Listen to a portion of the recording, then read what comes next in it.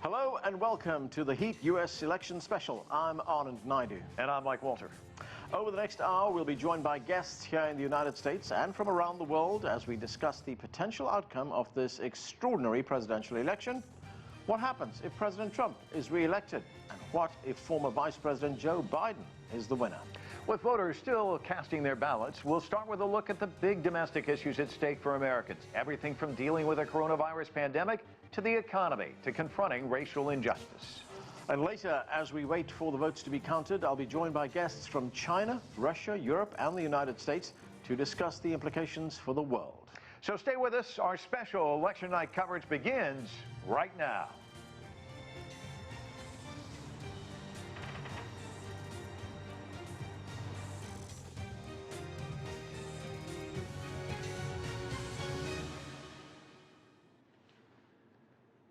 On most normal election days in the United States, Americans casually take their place in line to vote. But this election day is anything but normal. More than 100 million ballots have already been cast, shattering early voting records. And millions remain out of work, struggling to make ends meet with an economy still reeling from a raging coronavirus pandemic that's infected about 9.3 million people, killing more than 231,000. Top of mind for voters, who best to get the pandemic under control and move the country forward? President Donald Trump or his opponent, former Vice President Joe Biden? The answer will likely determine who wins the White House. For more, we turn to CGTN's White House correspondent, Nathan King. So Nathan, not a typical election day, many wearing masks, social distancing in order as well. What's it been like out there? Well, actually, you know, if you get rid of the masks and all that, it has been a typical election day, but in untypical ways. The fact that over 100 million Americans voted beforehand means that the American electoral system has actually been able to cope with election day. You know, we saw long lines in Philadelphia in the morning. They disappeared. We saw some problems with voting machines. They were fixed. There are some problems with postal ballots. Judges are trying to make sure they get delivered on time to certain swing states. But generally, we haven't seen any of the worst fears, which is lines where people can't vote or they're in them for 12 hours, or intimidation at the polls, or violence even. It's been pretty calm, and I think that's perfectly down to the fact that all this early voting and mail-in voting has led to essentially the breathing room, if you like, albeit with masks, to allow the electoral process to continue. And let's face it, this is the greatest commercial for America if this comes off without any of the things that we feared. But I can tell you the rhetoric between the two campaigns finished up until the final hour being very, very divisive. You know, it's funny that the US president is actually incumbent here, Donald Trump. He's served nearly 4 years, but he was acting like the insurgent until the very end, trying to replay his 2016 upset that defied political gravity. And he ended his campaign for re-election where he ended his first campaign as well, in Grand Rapids, Michigan. Let's take a listen. This election comes down to a very simple choice. Do you want to be ruled by the corrupt and selfless political maniacs that you're dealing with, or do you want to be ruled by the American people? You're supposed to be ruled by the American people. Do you want to be represented by a career politician who hates you? So also, obviously, Joe Biden very much focusing on the swing states as well. His home state where he grew up until he was 11 years old, of course, Pennsylvania. And this closing argument, the argument he's used all along, that he's essentially more presidential than the current president. Caitlin. Folks, it's time to stand up and take back our democracy. We can do this. We can be better than what we've been. We can be who we are at our best. The United States of America. Now, US President Trump has had a very sanguine, almost silent day. He only traveled to one event here on Election Day, and that was to campaign headquarters in Virginia, just a few kilometers away. He even suggested that he might lose. I mean, when have you heard the president saying something like that? Joe Biden been out trying to get out as much vote in Pennsylvania. They know it's going to be a key race tonight. Well, you mentioned Pennsylvania. It's a national election, but we know it's just a number of key battleground states that could determine the outcome. Take us through a few of those and where they stand. Well, remember in 2016, the key battleground states, in hindsight, was that blue wall of Pennsylvania, Michigan, and Wisconsin. They basically fell to Donald Trump by the slimmest of margins and made him president. Less than 80,000 votes spread over those 3 states. Now, the polling has suggested that Joe Biden is ahead in all of them, although Pennsylvania will be hard fought. The real wall now is the red wall. I'm talking about Florida and the state north of that, Georgia. I'm also talking about North Carolina. These are states that Republicans should be easily defending, especially with an incumbent president. But of course, COVID and the economy is playing in. Even states like Iowa and Ohio, which all report pretty early tonight, could be in play. And then there's a sort of untouchable Republican state that really Republicans could not even dream of losing, and that's Texas with its 38 electoral college votes. Now, it's not expected that Biden could win there, but any close call in Texas would probably be a harbinger of a victory across the rest of the country. Yeah, we'll be watching it all. You'll be with us all evening long. Indeed. We're looking forward to it. Thanks, Thank you. Nathan. Stay with us. We'll be back to him just a little bit later to take a look at some of these Senate races that could determine which party controls the U.S. Congress. But first, we want to get to our panel. Joining us from Western Virginia is Rina Shah. She's a political advisor and commentator and the founder of Republican Women for Biden. With us from right here in Washington, D.C., Democratic strategist and political activist Hamza Khan. Spencer Critchley is in Palo Alto, California. He's a Democratic strategist and the author of Patriots of Two Nations, Why Trump Was Inevitable and What Happens Next. And joining us from Denver, Colorado, the former state senator there and current head of the committee to defend the president, Ted Harvey. Ted, let's begin with you. We're looking at these polling numbers of Biden with a big lead nationally leading up to today. In fact, a wider margin than we've seen in 2 decades. The president really relying on getting out the vote today. What are you hearing? How nervous are you? How optimistic are you? Give us your sense of where things stand today. Well, as you know, the national popular vote doesn't matter in this election. All that matters is the electoral college vote, and I think the president is set up to do very well tonight in places that you just talked about, in Texas, in Florida, in Georgia, and North Carolina. I think it is going to be a very, very tight race in Pennsylvania and Michigan, but I think the president will get to 270 even without Pennsylvania and Michigan, and I think that's good because I want to have the race over with by the end of the night tonight. I don't want to have it going on for another 10 days, which is what Pennsylvania and both Michigan are allowed to do, is to bring in mail-in votes up to 10 days after the election. So let's get it over with tonight and let's move on. Spencer, Trump's been very aggressive in going after the vice president. Let's listen to what he had to say.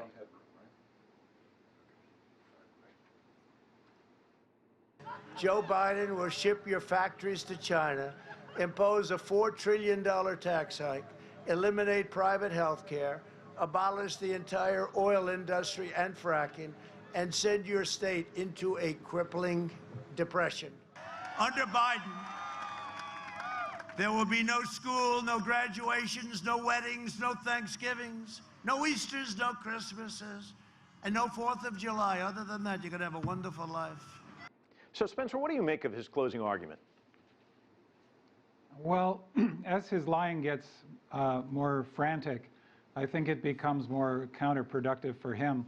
But one of the things that I think is important to understanding President Trump and the support he has managed to generate over the past few years, and I go into this in my book, is that he uses language differently from the way many of us are used to using it. To criticize him for saying things that are factually untrue is largely to miss the point, because very often what he's doing is more analogous to making a statement of faith, a marketing slogan that's just intended to try to sell you something, or sometimes even a magic spell intended to conjure a new reality that'll appear if we just believe in it. But the idea that it has any relation to factual truth has been left long in the past. Rina, it's interesting. You were a Republican political advisor. Now you're supporting Biden. Here's what he had to say about the president during a recent campaign event. Donald Trump just had a super spreader event here again. They're spending more than just coronavirus. He's spreading division and discord. We need a president who's going to bring us together, not pull us apart. I'm not going to shut down the economy. I'm not going to shut down the country. I'm going to shut down the virus.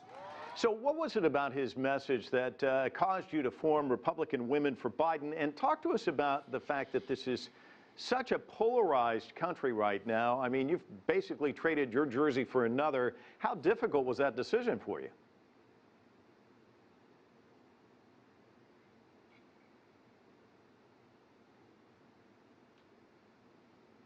All right, we're having difficulty with Rina's audio. Hopefully we'll get that straightened out for you in just a little bit. But Hamza, let me ask you a question. President Trump says we're turning the corner on the pandemic. He's talking about therapeutics, the race to get a vaccine. He says, we've done such a great job. I deserve another shot at this. Is that a good closing argument for him?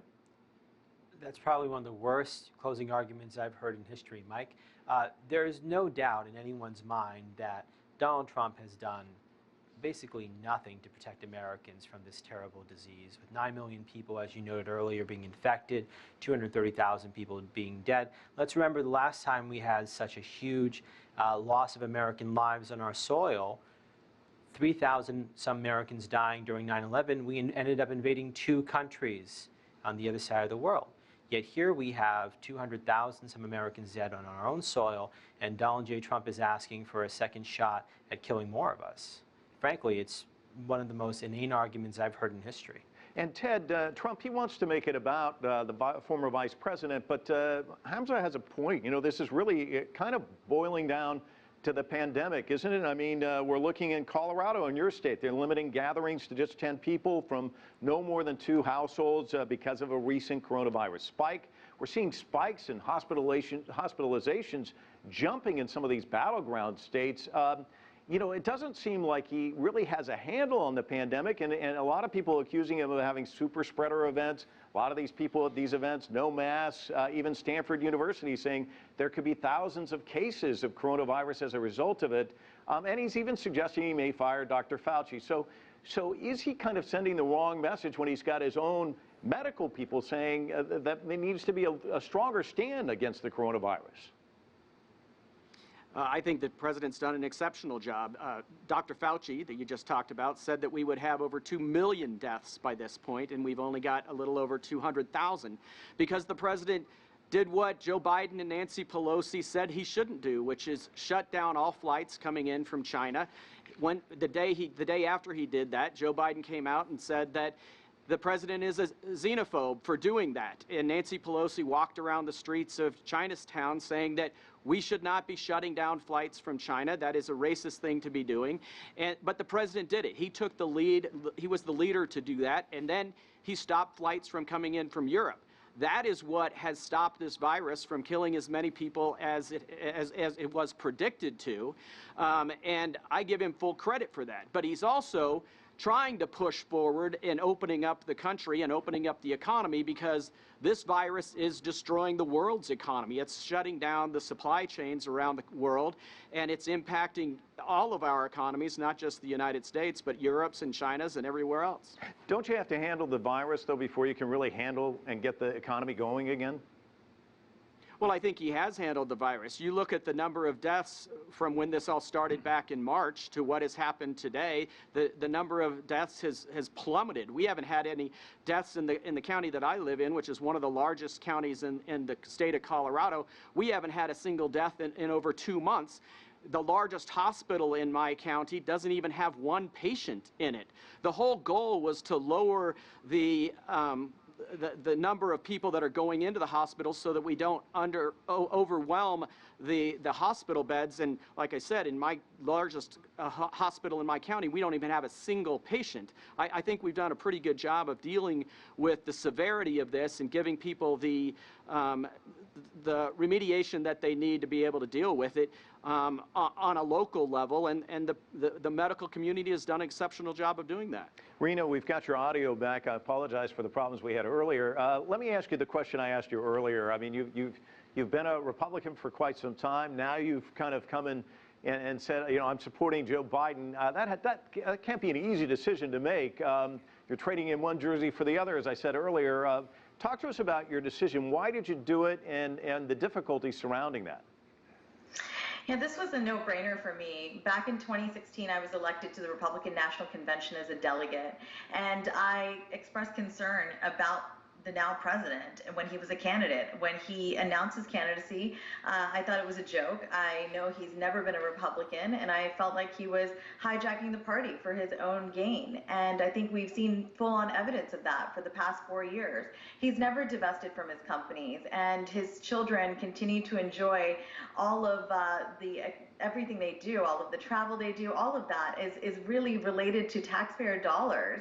And they are giving to their properties. They're having Secret Service stay at multiple properties across the country, even the world. This is a family that cares about expanding its own brand. And that's what I think this president was shocked by when he won on election night in 2016. I think he ran to see if it was possible and was very surprised by the reception he got. He broke through a huge group of obviously longtime political insiders, establishment types, and he emerged victorious because I think he was offering the American people something they hadn't heard for a long time. And that was just genuine, plain speak, really whatever was on his mind. Back then, in 2016, I was concerned about his temperament. I was concerned that he had given to liberals his entire professional life, I believe. And look, there's nothing wrong with that. But I thought, why is this man running as a Republican? When I spoke out against him, I had the right wing come after me, tell me I wasn't a Republican when I've been a lifelong one. I've worked for 2 members of the United States House of Representatives that were Republicans. And in fact, it was the party that left me. I didn't leave the party. So I really believe that supporting Joe Biden was the right thing to do this time around, and I felt very good about him when he emerged in the Democratic primary. He reminded me of a better time in this country. My parents were immigrants here in the 70s, and I remember growing up in rural Appalachia not feeling that I was this other person, that I was a foreigner. I was born on U.S. soil, and what I've seen in the past 4 years, the rhetoric this president employs is so divisive, it's so nasty, that I wouldn't even have my young children near the television if he was on. So I think in supporting Joe Biden, truly what I and many other Republicans, men and women, but I do think there will be so many we'll see after today, have done what we've done in crossing over. We have put country over party, and that cannot be overstated. And women, he's having a big problem with women. What are you hearing from other Republican women? Well, I've heard plenty of things, ranging from back in the primary time to, look, I need a Democrat that makes me feel good about the direction of the country. And that's what I would hear from Republican women, because they don't like his behavior. They don't like the name calling and the way he just shoots from the hip. And really, he's unpredictable. At first, I think many women did like that, but as it wore on and the chaos, his White House has been like a turnstile. I mean, staff has come and gone, and there really has never really been a moment in which he's proven his leadership to women, especially, and really pushed back on that narrative that he's a misogynist. I mean, look, he's a man who's been married 3 times. He's made no small thing of the fact that he enjoys the limelight. This is a turnoff to many Republican women, but a great many have said, look, it's the policies for me. Now, fast forward to this year, those were the conversations I was having last year. Living in this pandemic has been so utterly disastrous for the modern American working woman that I don't even think we have any indication as yet as to how disastrous it is and the long-term effects. Just in September, we had around 860,000 of my fellow American women drop out of the labor force. That was a number that was 4 times the number of American men. And so this president doesn't show any understanding of really what's happening to the lives of American women like myself, who are balancing working from home and children. And my spouse is on the front lines of this pandemic as a healthcare worker, as a physician. My entire family works in healthcare. And this president has said the most unbelievable things. He said that they are lining their own pockets, saying that people like my husband, again, a physician, is somehow getting rich off of making COVID diagnoses. So the illogical, nonsensical, all the time really patching leaks here and there, that stuff is a turnoff. And I think what you'll see is a great many more Republican women will cross over and vote for Biden this time around because they understand that there's just no plan with this administration. Spencer, of course, the President of the United States has touted his acumen when it comes to the economy. In the 3rd quarter, it did grow by 33%. Even so, the U.S. economy is still lagging behind what it was doing pre-coronavirus. Normally, elections come down to the economy. It's the economy. How much is the economy going to play into this election? Well, President Trump boasting about recent economic recovery is very much like somebody throwing you off a 1,000-foot cliff and then celebrating the fact that you've managed to crawl your way back up 500 feet. That growth rate is coming out of just a tremendous economic crisis, which was generated by his just unconscionable bungling of this pandemic. Even before the pandemic, the economy was not doing nearly as well as he claimed it was, and this gets back to what I was saying about a different use of language, where you assert the reality you desire as opposed to the one we're actually living in. As with the rest of his life, President Trump inherited something and set about squandering it. The Obama recovery was very strong, and if you look at the curve of that recovery, he bent it downwards so that it slowed down while he was jacking up debt to unprecedented degrees during a time of economic growth, the exact opposite of what any conservative would ever do. Ted, in Colorado, unemployment still above the previous historic high set during the Great Recession. There's still talk, as we were talking about COVID-19 in the Denver, Colorado area, that maybe restaurants, there may be more restrictions and that sort of thing. What is it going to take to get the economy back up and running again? You bet. It's going to take governors in blue states like Colorado to open up the economy. The governor in Colorado has destroyed our economy in Colorado. They have in California, they have in New York, they have in Illinois. We need to open up the economy and allow people to get back to work. And you will see those numbers come up in Colorado, just like you have in other states around the country where they haven't shut down to the degree that they have here in Colorado for really no scientific reason. Like I was talking about before, the coronavirus numbers here in Colorado are not out of range. The death rate is almost zero in Colorado. There's no scientific reason why we should be shutting down, yet our governor is, and that's the same thing that's happening across the country in blue states. But to argue that the economy is bad because of how Trump handled this is taking away the view from actually where it came from, which is that it came from China, and it destroyed the entire world's economy. The whole world economy collapsed in March when this whole thing came out, and the president has done an exceptional job of bringing back the economy. Prior to the virus, he did have the lowest unemployment in our nation's history. He did have the lowest economy, the lowest unemployment in the nation's history for blacks, for women, for Hispanics, for Asians. It was a booming economy. The stock market was at the highest rate.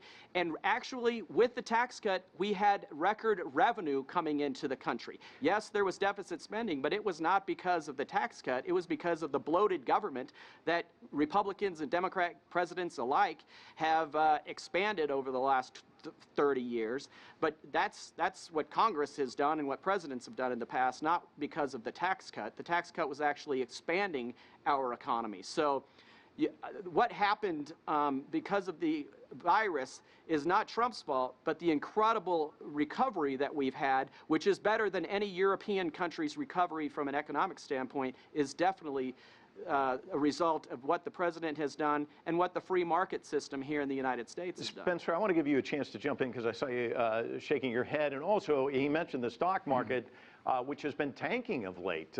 Give me your sense of where we are. Well, so I recognize in Ted's answers, unfortunately, the stories that come straight out of the White House press shop, and these stories are fictional. But as I say, the point isn't really what did I say that was fictional? Point by point. Basically, everything you said was fictional. The point of this is not really to refute it point by point, and I find it's more efficient to just refer people to Google and invite them to look at the actual statistics from, for example, government economic data, including under the Trump administration, and you'll see that none of that actually stands up to scrutiny. But if we argue the details, that's kind of the point.